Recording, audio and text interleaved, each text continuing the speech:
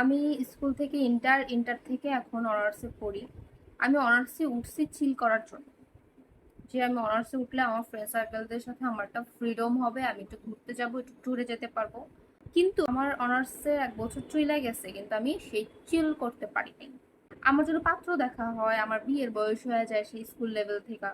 কিন্তু আমার না কেন জানি ঘুরতে যাওয়ার ব্যাপার আসলে আর বন্ধু বান্ধবের সাথে চিল করার ব্যাপার আসলে আমি বড়ই হই না ওদের চোখে। আমি একটু আগে ওদেরকে গিয়ে বলতেছিলাম যে আমি কক্সবাজার ট্যুরে যাব ফ্রেন্ডদের সাথে।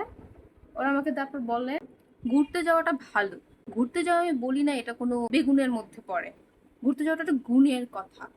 কিন্তু এই যে তুমি যাবা, তুমি কক্সবাজার গেলা, এখন যদি তোমার তুইলা নিয়ে গিয়া মুক্তিপণ দাবি করে, চারপাশে কত রাসেল ভাইপার বইরা গেছে। তোমার কাছে টাকা পয়সা আছে, তুমি কই যাবা? তোমার কে টাকা পয়সা দিবে?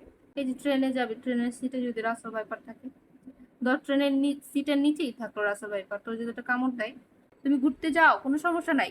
কিন্তু এখন যা পরিস্থিতি দেশের, তুমি এখন কই যাবা, কেমনে যাবা? তুমি যদি একটা বিপদে পড়া যাও, ঝড়ের ঠাড়া যদি তোমার মাথায় পড়ে, তুমি হোটেল পাইলা না, তোমার সাথে আর যারা যাবে তারা সবাই হোটেল পাইলো, তোমার জায়গা দিল না, তখন তুমি কই যাবা? এখন তুমি যে সাগরে নামবা, যদি তোমার ফোনটা ভাইসা যায়, তুই যে সাগরে নামবি, রাসেল ভাইপো যদি ভাইসা ভাইসা তোর পায়ে গিয়ে কামড় দেয়, কত বিপদ। খালি কিলকিল কিলকিল করে চারপাশে।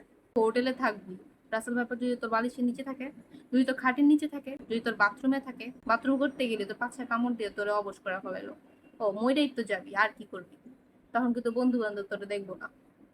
বন্ধু বান্ধব কি তখন পালাইবো? বন্ধু বান্ধব তখন তো ফোন দেওয়ার সময় পাবি না আমারে, যে মা বাবা আমার আসল ব্যাপার আমার কামড়াইছে, আমার হসপিটালাইজড করো।